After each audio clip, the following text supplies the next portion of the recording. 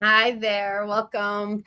This is Trisha Broderick with Ignite Insight and Innovation, and it is August of 2025 going live. Now, normally I go live the first Friday of every month, but that was in the midst of all the conference stuff, and so I kind of put it off. And then I realized I had actually a perfect topic to cover in almost real time kind of way, so that you could see behind the scenes a little bit of what mental mental thought process I have, and what happens, and what I do that's real, and what I think about with things, specifically to feedback after speaking at a conference. Agile 2025 just happened. I gave the keynote, and feedback just came out yesterday. So I wanted to actually just kind of go through like what I experience, what I think about, what I keep in perspective with as I'm processing information, and how I've kind of expanded it and internalize it. So, and it's pretty real time because the email just went out yesterday. So I couldn't get live yesterday, but I'm going to go with it for today. So first thing is, I realized that I really need to invest in the feedback, in the moment feedback, not just waiting for the feedback that gets sent to you, but like real time, in the moment feedback.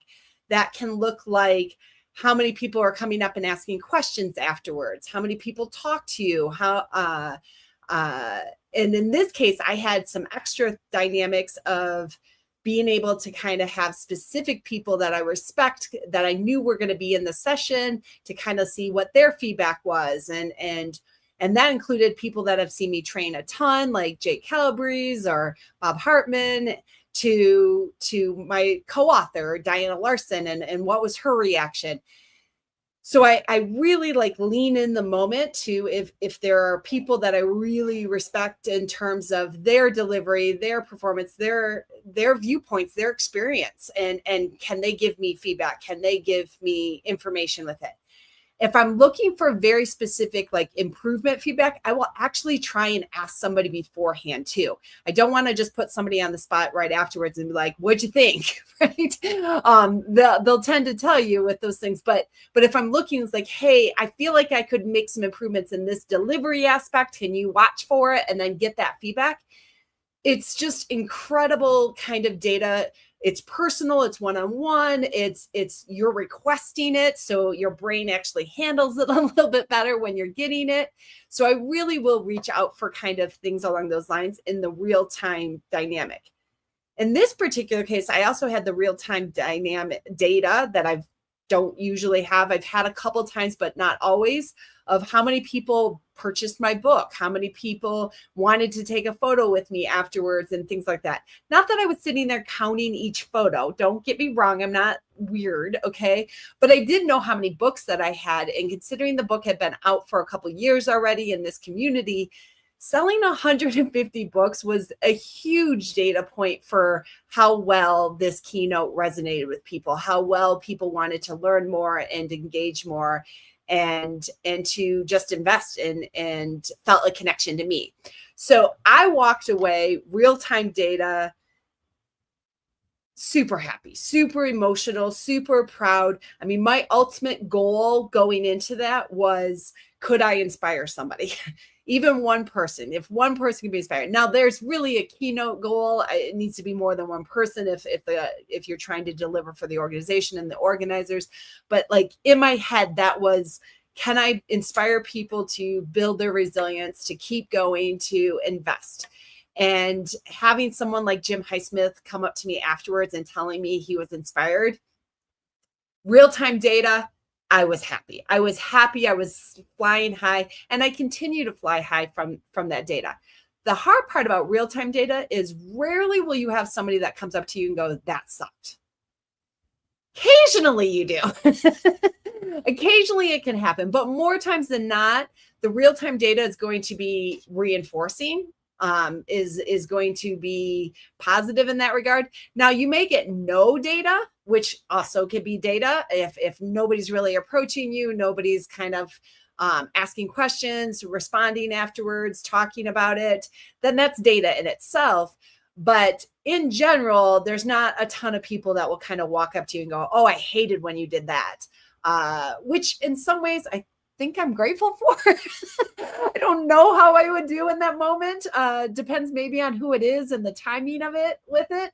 But I just try in the moment to also celebrate something difficult, something that challenged you, something that you're proud of, and to just let yourself feel that, to engage with it, to be with it.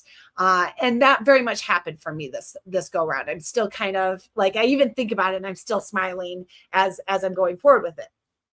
And so that's one part that honestly I wasn't very good at when I first started speaking, when I first was kind of out there, was I just kind of ignored the real-time data that you were getting, the real-time feedback, the real-time in the moment. And I wasn't really honoring or giving myself to space to kind of feel it, to celebrate it, to recognize, to engage with it. And so that is something I very much kind of do now and incorporate now. I also find that it helps me later when the perspective is necessary and needed. And what I mean by perspective is a couple different things, especially in conferences these days with electronic data. You don't always get many feedback things. I mean, let's say on an average, if you've got 100 people in your room, you're lucky if you get 10%, like people filling out the feedback forms. That can increase if you give time during the session to fill in the feedback. Sometimes that will increase the numbers. I don't always like doing that because it feels very self-serving and I want to give them as much content or delivery as I can. So I don't always do that, although I know that some people that do, they do experience higher number when there's actual time dedicated in the session for it. 2, reminding people to fill it in can also help. But at the end of the day, numbers from when we used to get the feedback in a paper format versus electronic are just, the rates are super, super low.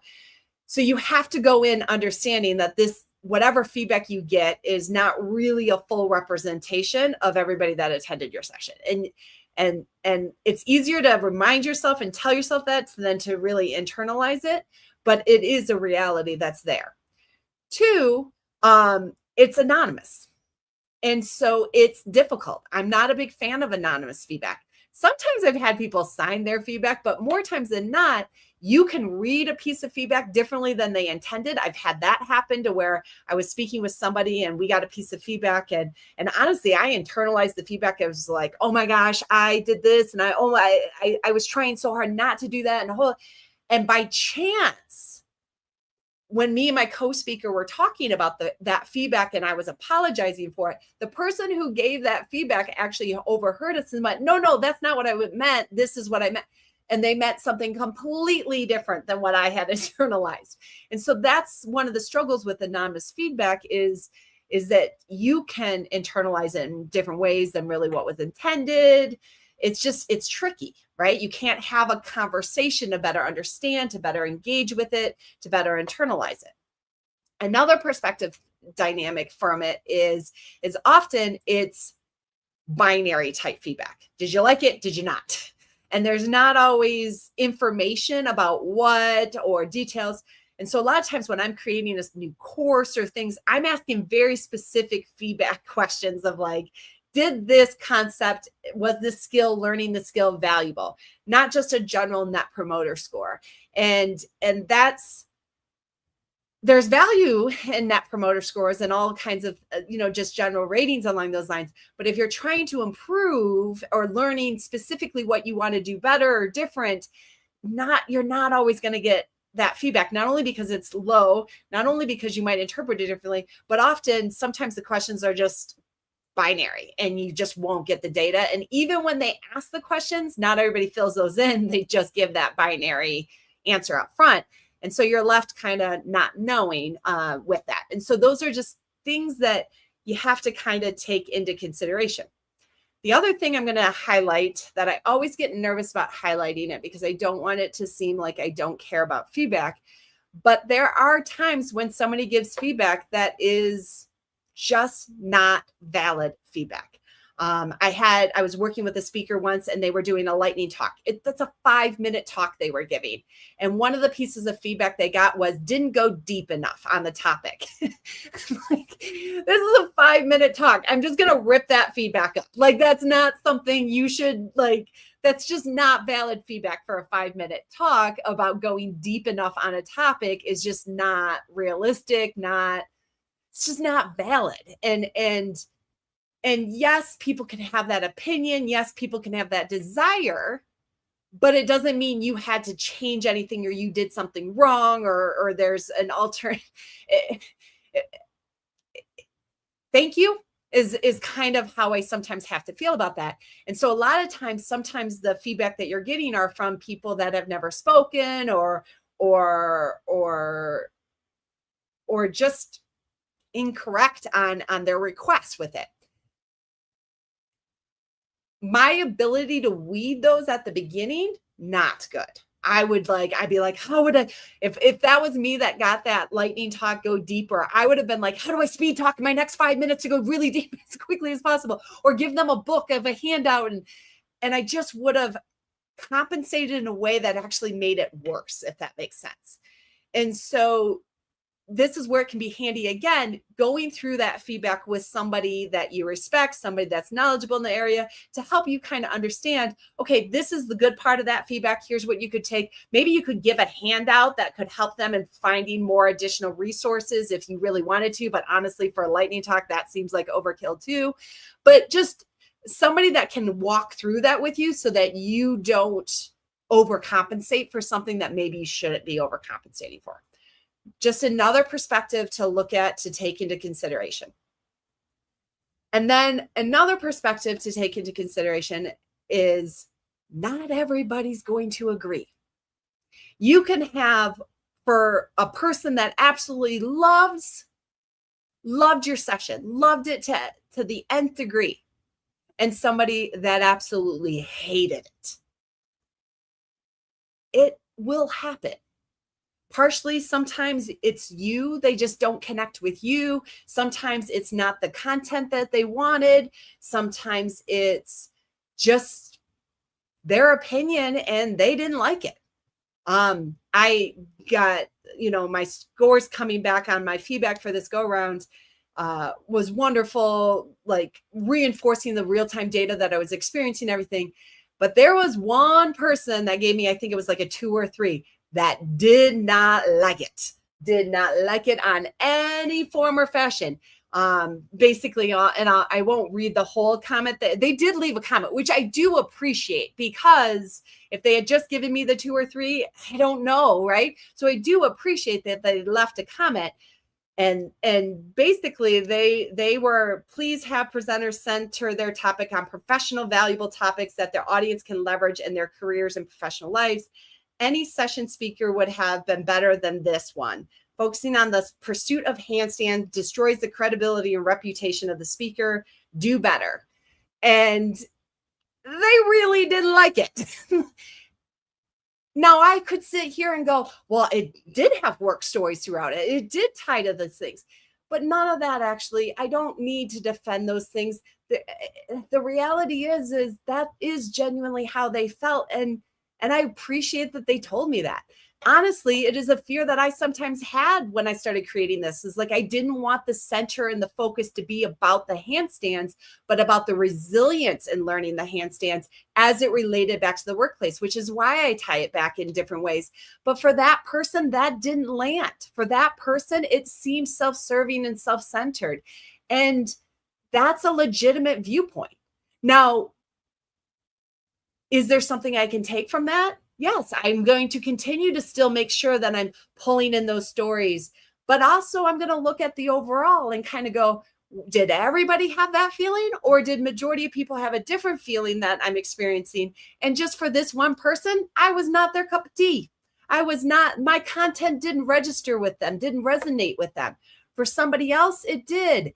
And that's one of the hardest things when you're putting yourself out there, because you want to be feedback centric. You want to be constantly growing and learning, but you also don't want to overcompensate, to get in your own head to be like, oh my gosh, it was so self-serving. Everybody hated it. Nobody liked it, which all the data actually, that wasn't true. But even I can get into that headspace.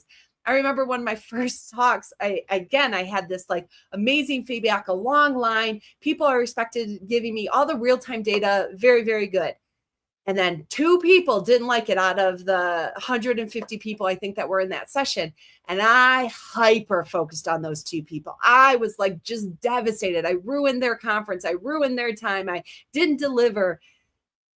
And actually now fast forward many, many, many, many years, and I actually am just sad that this person didn't leave. Like, why would you stay for the whole thing? Like, if it really didn't resonate with you in any way, please get up. It's okay to leave. And I'm sorry that that didn't register for you. I hope you had an amazing conference and you saw other sessions that were better and worked for you in a way that helped resonate for your professional career.